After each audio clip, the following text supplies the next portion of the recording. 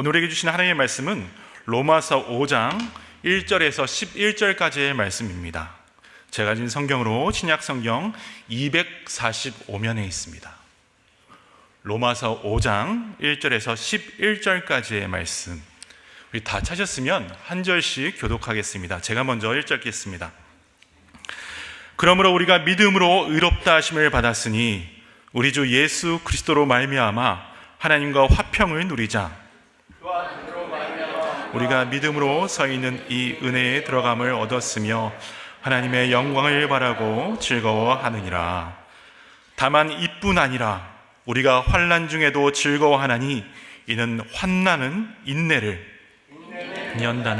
연단은 소망을 이루는 줄 알미로다. 소망이 우리를 부끄럽게 하지 아니함은 우리에게 주신 성령으로 말미암아 하나님의 사랑이 우리 마음에 부은 바 됨이니 우리가 아직 연약할 때에 기약대로 그리스도께서 경건하지 않은 자를 위하여 죽으셨도다. 의인을 위하여 죽는 자가 쉽지 않고 선인을 위하여 용감히 죽는 자가 혹 있거니와 아직 죄인 되었을 때에 그리스도께서 우리를 위하여 죽으심으로 하나님께서 우리에 대한 자기의 사랑을 확증하셨느니라. 그러면 이제 우리가 그의 피로 말미암아 의롭다 하심을 받았으니 더욱 그로 말미암아 진노하심에서 구원을 받을 것이니 곧 우리가 원수 되었을 때에 그의 아들의 죽으심으로 말미암아 하나님과 화목하게 되었은즉 화목하게 된 자로서는 더욱 그의 살아나심으로 말미암아 구원을 받을 것이니라. 다 같이 읽겠습니다. 그뿐 아니라 이제 우리로 화목하게 하신 우리 주 예수 그리스도로 말미암아 하나님 안에서 또한 즐거워하느니라. 아멘, 아멘.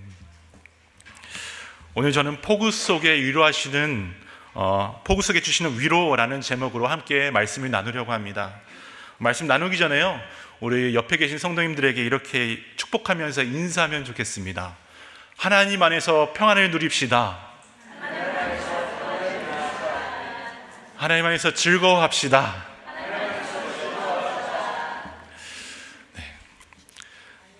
신앙이란 모든 것을 창조하신 하나님을 인격적으로 믿는 것입니다. 다른 사람이 아닌 바로 우리 자신, 내 삶의 순간순간에 찾아오셔서 부르시는 성령님의 역사를 체험하는 것입니다. 하나님은 때로 눈에 띄지 않는 아주 작은 사건을 통해서, 그리고 때로는 삶을 뒤엎을 만한 엄청난 사건을 통해서 우리에게 찾아오고 계십니다. 하나님께서 우리의 삶을 어떻게 여기까지 인도하셨습니까? 그 방법과 모습은 다 다르겠지만 한 가지 공통점인 것은 나의 삶의 자리에서 찾아오신 하나님을 느끼며 고백했던 믿음이 우리를 이 예배의 자리로 부르고 있다는 사실입니다. 그래서 여기 이 강단에 서 있는 이 목사만 하나님의 부르심이 있는 것이 아니라 여러분 이 자리에 앉아있는, 그리고 온라인으로 모두 함께 예배드리는 모든 자들에게 하나님의 부르심이 있습니다. 우리 영화서부터 그리고 오후에 예배드리는 EM, KM 대청부 예배까지 하나님의 부르심을 통해서 하나님의 뜻을 알아가고 예배 후 또 일상으로 보내심을 통해서 하나님께 파송받는 이 예배, 그래서 예배는 우리에게 중요한 것입니다. 따라서 어떠한 상황과 환경 속에서도 예배를 사모하고 하나님의 임재를 갈망한다면요, 우리 가운데 하나님의 사랑과 하나님의 뜻이 분명하게 될 줄 믿습니다. 아멘. 여러분, 오늘 우리가 읽은 로마서를 기록한 사람이 누구입니까? 바울. 네. 바울 맞습니다. 제가 이제 차세대를 맡고 있잖아요. 그래서 차세대 부서에 가서 제가 로마서를 쓴 사람이 누구게 이렇게 한번 물어본 적이 있습니다. 그랬더니 어떤 대답이 나온지 아십니까? 네, 로마요. 그런 말을 하는 거예요. 새로운 통찰력을 제가 받고 왔는데요. 그러면 이 로마서는 어디서 기록했습니까? 로마에서. 아닙니다. 고린도에서 기록했죠. 고린도에서. 그래, 우리가 로마서를 쓴 능력의 사도 바울, 이 바울에게도요, 육체의 가시, 고난이 있었습니다. 그래서 바울은 하나님께 이 가시 좀 없애주세요 라고 늘 기도했는데요, 하나님은 들어주지 않으셨습니다. 그리고 들어주지 않으신 정도가 아니라 고린도전서 12장 9절에 이렇게 말씀합니다. 내 은혜가 내게 족하도다. 이는 내 능력이 약한 데서 온전하여 짐이라 라고 하나님께서 말씀하셨습니다. 고난과 관련한 바울의 시각, 그리고 어려움에 대한 바울의 행동을 바꾸라는 하나님의 말씀이었습니다. 이 하나님의 응답에 바울은 이렇게 고백합니다. 9절 다시 한번 띄워주시겠어요? 그러므로 도리어 크게 기뻐함으로 나의 여러 약한 것들에 대하여 자랑하리니. 놀라운 고백 아닙니까? 기도의 응답을 받으며 자기를 괴롭히던 갓이 고난이 사라진 것이 아니라 그럼에도 태도가 180도 바뀌어서 도리어 크게 기뻐하며 여러 약한 것들을 내가 이제부터 자랑하겠습니다 라는 고백이었습니다. 우리도 이 말씀을 묵상하면서 영적으로 깨달아야 할 부분이 있는데요, 그것은 어제 그리고 오늘, 내일 나와 내 가정이 처한 환경과 상황이 달라지길 구하는 것이 아니라 그것들을 받아들이고 그리고 바라보고 처리해 나가야 하는 내 영적인 시각, 그리고 영적인 행동이 달라져야 한다는 사실입니다. 사랑하는 여러분, 성경은 이렇게 영적인 시각, 행동이 세상이 아닌 하나님의 관점에 서 있는 자들에게 성도라고 말씀하고 있습니다. 그리고 이런 성도들에게는 아주 특별한 세 가지 특징이 나타난다고 오늘 로마서는 말하고 있습니다. 오늘 이 말씀을 통해서 이러한 특징들이 우리의 삶에 분명하게 나타내어지기를 축복합니다. 바울이 말하는 성도의 첫 번째 특징은 바로 내적으로 평안이 임하고 외적으로는 기쁨과 즐거움을 갖게 되는 것입니다. 1절 함께 읽으면 좋겠습니다. 1절입니다. 시작. 그러므로 우리가 믿음으로 의롭다 하심을 받았으니 우리 주 예수 그리스도로 말미암아 하나님과 화평을 누리자. 아멘. 아멘이죠. 바울이 왜 이렇게 화평을 누리라고 말씀하고 있습니까? 죄로 인한 심판으로부터 성도는 자유자가 되었기 때문입니다. 로마서 3장 10절에 의인은 없나니 하나도 없으며 라고 했고요, 또 6장 23절에서 죄의 삭슨 사망이라고 한 것처럼 우리는 원래 다 죽을 수밖에 없었던 인생이었습니다. 하지만 예수님께서 우리를 위해서 어떻게 하셨죠? 십자가에서 피를 흘리셨습니다. 그리고 직접 죽으시고 살아나셨습니다. 그러면서 하신 말씀, 너희들 의롭게 되었다 인정하셨습니다. 그러므로 이것을 믿는 저와 여러분은 심판으로부터 자유로워졌고 죽어도 살게 되는 구원의 확신을 가지게 된 성도가 된 것입니다. 그래서 우리에게는 내적으로 평안이 있어요. 그리고 우리는 어떤 상황과 환경 속에서도 평안이 깃들게 되어 있습니다. 조금 더 구체적으로 살펴볼까요? 2절하고 11절입니다. 바울은 또 이렇게 말씀합니다. 제가 읽겠습니다. 또한 그로 말미암아 우리가 믿음으로 서 있는 이 은혜에 들어감을 얻었으며 하나님의 영광을 바라고 즐거워하느니라. 그뿐 아니라 이제 우리로 화목하게 하신 우리 주 예수 그리스도로 말미암아 하나님 안에서 또한 즐거워하느니라. 아멘. 이처럼 바울은 평안뿐만 아니라 즐거움과 기쁨은 예수님과 함께하는 성도들의 외적인 특징이라고 말씀하고 있습니다. 생각해보면 빌립보서에서도 예수님께서 말씀하시죠. 항상 기뻐하라. 네. 믿음으로 구원받았다고 세상 밖으로 벗어나거나 세상과 동떨어져서 너희들은 살아야 돼 라고 말씀하시지 않으셨습니다. 내가 서 있는 곳에서 베푸시는 하나님의 은혜, 창조주 하나님께서 나의 인생을 섭리하시고 가장 좋은 곳으로 일하시는 주님과 동행하는 특권을 세상에 준 것이 아니라 오늘 우리 예배하는 자들, 성도들에게 주었다고 성경은 기록하고 있습니다. 그래서 너희들은 행복할 수 있어. 너희들은 행복해야 돼. 즐거워해야 돼. 하나님은 말씀하고 계십니다.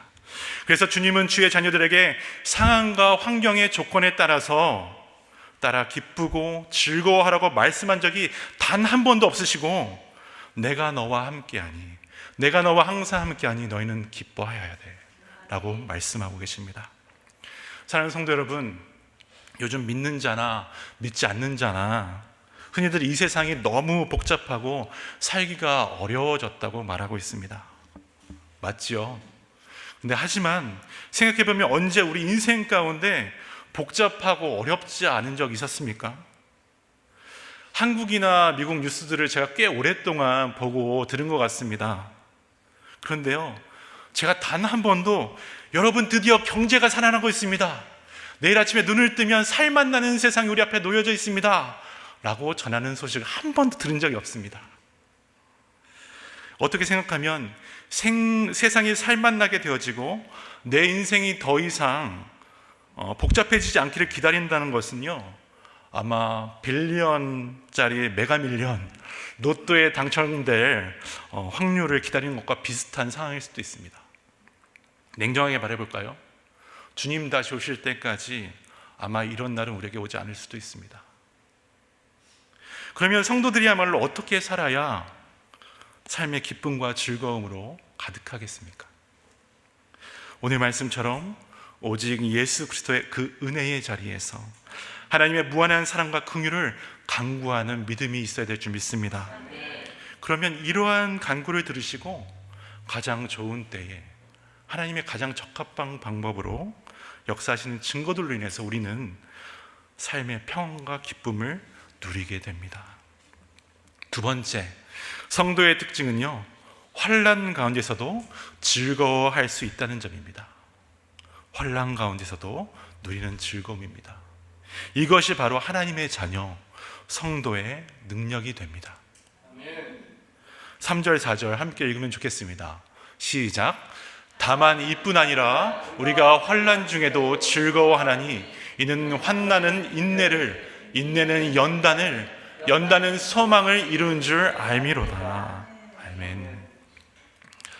얼마나 좋은 말씀입니까? 듣기만 해도 참 용기가 되는 말씀입니다. 즐거움이 없다면 인생이 얼마나 삭막하겠습니까? 적막하겠습니까?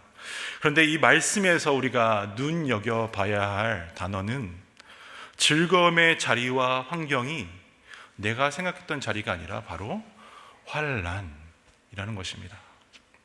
여러분, 예수님을 믿으면 환난 없어집니까? 대답을 안 하시네요. 네, 그렇지가 않죠. 대체적으로 실상은 그렇지가 않습니다. 많은 사람들이 교회를 다니면 평탄하고 아무런 문제가 없다고 말합니다. 그러나 그렇지가 않습니다. 예수님을 잘 믿어도 환난은 항상 우리 주위에 있습니다. 대표적으로 요셉을 떠올려 보십시오. 하나님께 순종하는 사람이었지만 환난 받았습니다. 다른 사람도 아닌 자기 가족들에게, 자기 형제들에게 노예로 팔려가게 됩니다.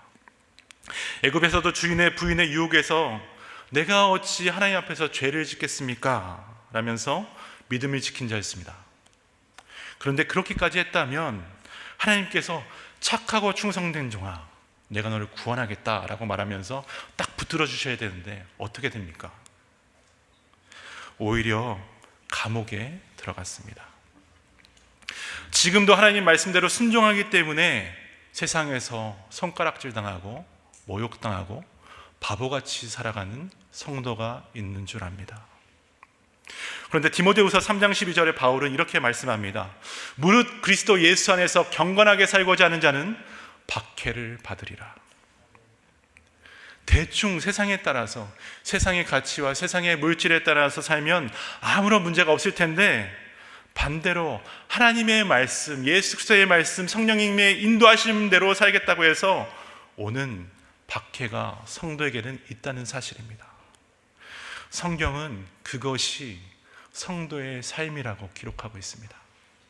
그런데 성도에게는 환난 중에도 즐거워하는 능력이 있다고 동시에 기록하고 있습니다.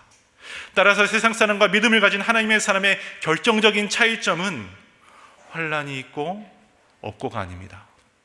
환난과 핍박과 고난은 누구에게나 있을 수 있고, 세상은 환난이라고 하면 지긋지긋하게 하겠지만 성도는 환난 중에 즐거워해야 합니다. 그 이유에 대해서 바울은 환난 가운데 성도의 성품이 변하게 되기 때문이라고 오늘 말씀하고 있습니다. 그래서 환난은 인내를, 인내는 뭐죠? 연단을 이룬다고 합니다. 그리고 연단은 소망을. 여러분, 연단이 무엇입니까? 나의 모난 인격과 나의 모난 성품을 하나님의 인격과 하나님의 성품으로 훈련해 나가는 것입니다. 훈련을 받으면 관점이 어떻게 해요? 하나님의 관점으로 바뀌게 됩니다. 그래서 고난의 상황과 내용이 하나도 바뀌지 않더라도 그 문제를 바라보고 풀어내는 영적인 해석이 바뀝니다. 출애굽 후 가나안에서 12명의 정탐꾼이 갔습니다. 그중에 돌아와서 10명이 어떻게 말하죠? 굉장히 부정적으로 보고합니다. 그리고 2명은 믿음으로 반응하면서 뭐라고 합니까? 저들은 우리의 밥입니다 라고 말합니다. 그들의 차이점 무엇이었습니까? 그들의 차이점 무엇이었습니까? 바로 문제를 바라보는 관점이 말씀에 근거하니, 하나님의 말씀에 근거하니 문제와 인생을 펼치는 그 영적인 해석이 달라진 것이었습니다. 사랑하는 여러분, 이와 같이 하나님의 은혜에 잠겨있기만 하면요, 하나님의 말씀에 잠겨있기만 하면요, 우리의 상황과 환경이 바뀌지 않더라도 삶의 해석이 하나님의 해석으로 바뀐다는 것을 명심하시기 바랍니다. 우리 교회는 제자 훈련하는 교회입니다. 방학 빼고 강의만 36주입니다. 스케줄과 앞으로 해야 할 숙제들, 경건생활, 교제 예수, 필독서, 독후감, 성경 암송 등등, 전 남제자반을 계속 맡고 있는데요, 첫날 오리엔테이션을 딱 마치고 나면 항상 한 분 이상에게 전화를 받습니다. 무슨 전화일까요? 네, 목사님 제자반 못할 것 같아요. 특히 가정을 부양해야 하시는 남자분들은 더 그런데요, 이유를 들어보면 이해는 갑니다. 이렇죠. 목사님, 제가 주일에 교회 오지요. 월요일은 교회 봉사하러 와야 되죠. 화요일은 제자반 해야 되죠. 수요일은 수예배 드려야 되죠. 금요일은 다락방 해야 됩니다. 토요일은 토요 새벽기도 오라고 합니다. 그러면 저는 언제 일하고 언제 쉽니까? 이런 이유를 듭니다. 그러면 저는 뭐라고 말씀합니까? 뭐라고 말을 할까요? 대답을 할까요? 그렇죠. 해야 하시죠. 그렇게 하죠. 하지만 제가 이렇게 얘기해요. 평생에, 우리 인생에 평생에 단 한 번 제자 훈련하는 건데 그 제자반에 부르신 하나님의 계획에 포함된 것이라고 한번 생각해 보십시오. 그래도 기도하시면서 도전해 보십시오. 그것이 우리에게 분명한 유익이 있을 것입니다 라고 합니다. 목사의 권면을 받아들이는 건 쉽지 않겠죠. 하지만 한 주, 한 달, 1년 정말 짜투리 시간을 내서까지 제자 훈련을 준비하고 이수하신 분들, 하나님의 것들로 채워가는 인내와 연단을 배운 분들, 그분들이 지금 우리가 이 예배하는 저 안 보이는 곳에서 봉사로 섬기고 있습니다. 그리고 이제 그분들이 뭐라고 하는 줄 아세요? 못하겠다고 하시는 분들이 목사님 이제 사역반 언제 시작해요? 이런 말씀을 하고 있습니다. 여러분, 이런 이유가 무엇이겠습니까? 바로 인생에 관한 해석이 달라졌기 때문입니다. 상황과 환경이 환난을 가져다 준 것이 아니라 인내와 연단의 훈련이 기쁨으로 이어지는 성도의 특징들로 나타내어지게 된 것입니다. 그래서 지난 16년간 우리 교회를 통해서 하나님의 사랑과 은혜가 드러나게 되었습니다. 이것이 바로 성도의 삶, 우리가 걸어가야 하는 제자의 기쁨과 즐거움입니다. 현실적으로 큰 어려움에 처해 있습니다. 하지만 인내로서 혼란을 견뎌내는 분들이 많이 있는 것을 알고 있습니다. 제가 받는 전화나 메일은요, 대부분 이런 어려움으로 가득 채워져 있습니다. 우리 교회 성도들도 마찬가지입니다. 교회 복도에서 우연히 마주치는 성도, 그리고 제가 주차장에 나가 있으면 주차장에서 주차하면서 제 얼굴을 보면 왈칵 눈물부터 쏟으시는 우리 성도님들도 계십니다. 말은 다 저에게 하지 않으시지만 아픈 상황과 환경을 견디면서 참아온 수많은 무게감이 우리 성도님들의 눈물 속에 담겨져 있는 것을 제가 알기 때문에 저의 마음도 함께 아프고 무겁습니다. 그런데 참 우리 성도들이 대단하다고 느껴지는 건 우리 성도들의 특징이 있어요. 아주 독특한 특징이 있어요. 눈물을 흘리고 그리고 잠시 있다가 닦으면서 저에게 꼭 하시는 말이 있습니다. 목사님, 그런데 다 하나님이 하시겠죠? 다시 한번 힘낼 테니 목사님 기도해 주세요. 이 짧은 한마디입니다. 이 짧은 한마디에 얼마나 많은 인내와 연단이 담겨 있는지 알기 때문에 저는 목사로서 그냥 아침마다 하나님, 우리 성도님들의 상황과 환경을 바꾸어 주시고 하나님의 관점으로 그것들을 해석할 수 있는 능력을 주시옵소서라고 기도할 뿐입니다. 사랑하는 여러분, 이 무거운 삶의 무기를 정말 기쁨과 즐거움으로 바꾸는 하나님의 관점, 해석의 능력이 오늘을 견디는 우리에게 은혜로 임하길 소원합니다. 마지막 세 번째 성도의 특징은요, 고난 중에 주시는 위로입니다. 고난 중에 주시는 하나님의 위로. 그리고 이 위로는 우리에게 소망을 품을 수 있는 능력이 됩니다. 다시 한번 3절 4절 제가 읽도록 하겠습니다. 다만 이뿐 아니라 우리가 환난 중에도 즐거워하나니 이는 환난은 인내를, 인내는 연단을, 연단은 소망을 이룬 줄 알미로다. 아멘. 다시 말해 사도 바울은 환난이라는 고통스러운 과정을 거쳐서 도달해야 할 성도의 최종 목표가 소망이라고 말씀하고 있습니다. 그런데 어떻게 이것이 가능할까요? 바로 고난과 고통의 굽이마다 주시는 하나님의 위로, 하나님의 사랑이 있기 때문입니다. 5절 함께 읽으시면 좋겠습니다. 시작. 소망이 우리를 부끄럽게 하지 아니함은 우리에게 주신 성령으로 말미암아 하나님의 사랑이 우리 마음에 부은 바 됨이니. 아멘. 여러분, 이것이 무슨 뜻입니까? 소망은 절대 우리를 좌절시키지 않는다는 것입니다. 우리를 절대 실망시키지 않으신다는 것입니다. 왜냐하면 우리의 소망은 사람의 약속이나 눈에 보이는 인간의 무엇에 바탕을 둔 것이 아니라 변하지 않는 하나님의 사랑, 변하지 않는 하나님의 그 신실함에 근거를 두고 있기 때문입니다. 많은 약속들 중에서 가장 진실된 약속은 아마 혼인서약이 아닐까 생각됩니다. 결혼식에서 죽을 때까지 이 남자만을, 죽을 때까지 이 여자만을 사랑하겠습니다 라는 고백을 장난으로 말하는 신랑 신부가 어디 있겠습니까? 서약을 낭독하는 것을 볼 때면 어떤 분들은 감격의 눈물을 막 흘리기도 하고요, 어떤 분들은 목소리가 막 떨릴 정도로 긴장하면서 조근조근 이렇게 낭독하는 것을 봅니다. 그런데 왜 시간이 지나면 그러했던 가정에 위기가 찾아올까요? 그 서약이 거짓이겠습니까? 아니겠죠. 그 서약은 무엇보다 진실됩니다. 그리고 거룩합니다. 하지만 그 약속을 지킬 힘이 바로 나에게였기 때문입니다. 그 약속을 지키고 나가야 할 힘이 바로 우리에게 없기 때문입니다.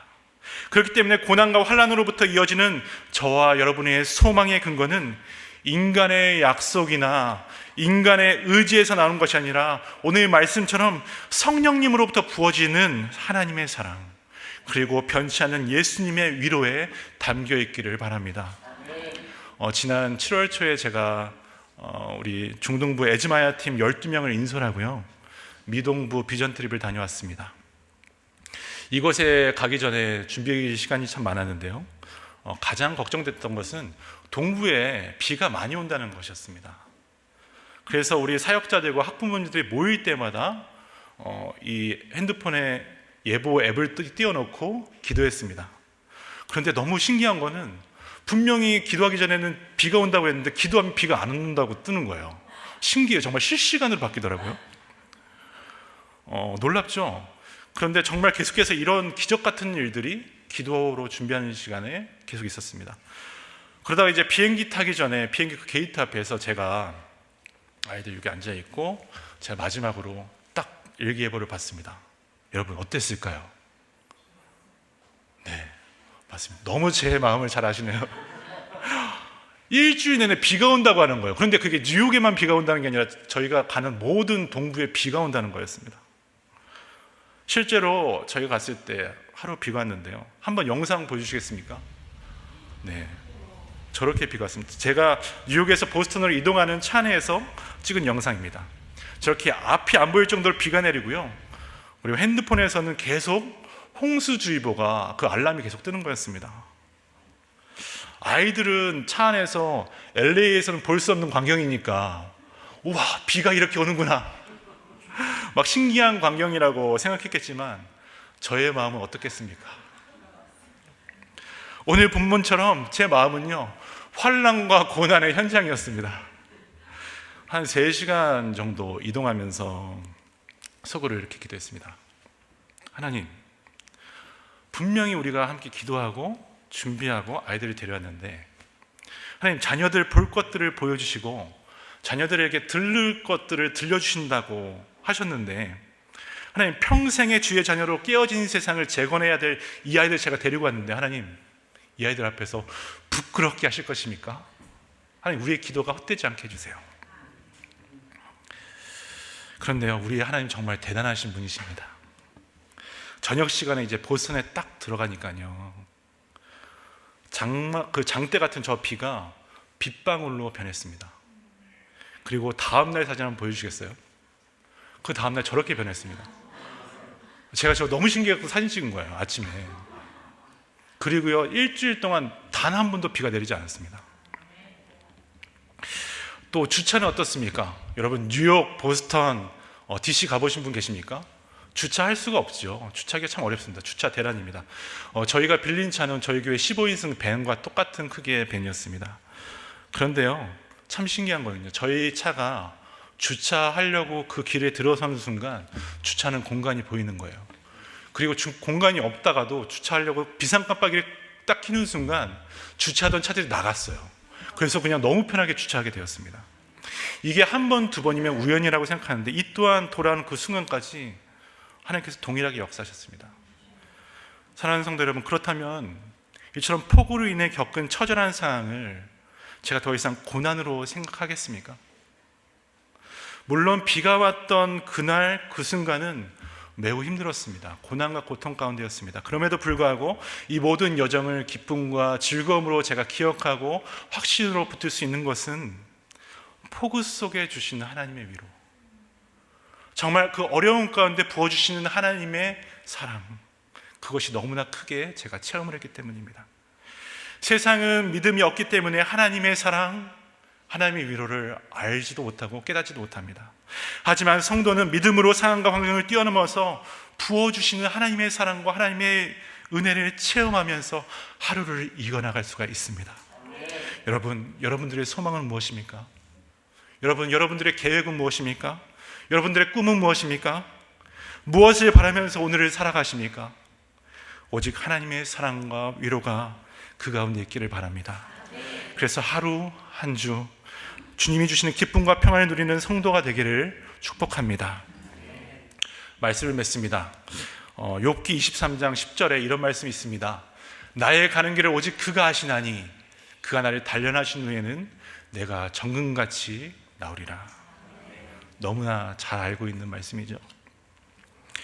물론 이 말씀처럼 기독교인이라고 해서 다 고난 앞에 정금처럼 나오는 것은 아닙니다. 고난이 임해서 망하는 사람도 있고 자살하는 사람도 있습니다. 어떤 사람은 십자가의 권을 버리고 불평하면서 주님을 떠나는 사람도 있습니다.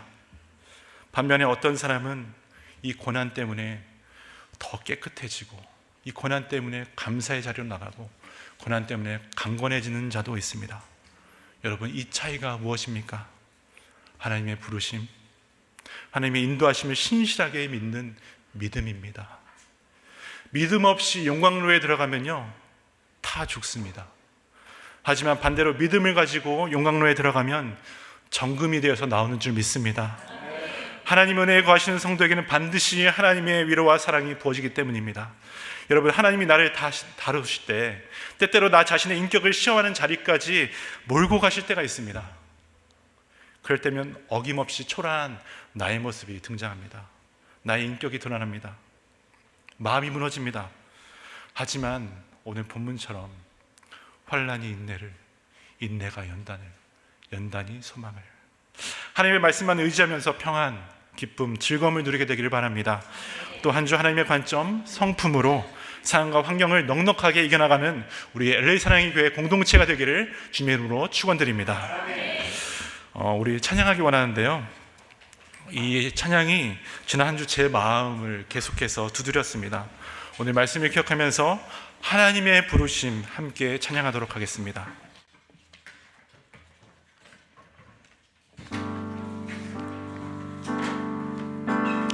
아마 우리 교회에서는 처음 부르는 찬양입니다. 하지만 가사를 묵상하시면서 함께 찬양하면 좋겠습니다. 하나님의 부르심에는 후회하심이 없네. 내가 이 자리에 선 것도 주의 부르심이라. 하나님의 부르심에는 결코 실수가 없네. 나를 부르신 하나님의 신실하심을 믿네. 우리 다시 한번 고백할까요? 하나님의 부르심에는 후회하심이 없네. 내가 이 자리에 선 것도 주의 부르심이라. 하나님의 부르심에는 결코 실수가 없네. 나를 부르신 하나님의 신실하심을 믿네. 날 부르신 뜻 내 생각보다 크고 날 향한 계획 나의 지혜로 증량 못하라. 가장 좋은 길로 가장 완전한 길로 오늘도 날 이끄신 믿네. 작은 나를 부르신 뜻을 나는 알 수 없지만 오직 감사와 순종으로 주의 길을 가리라.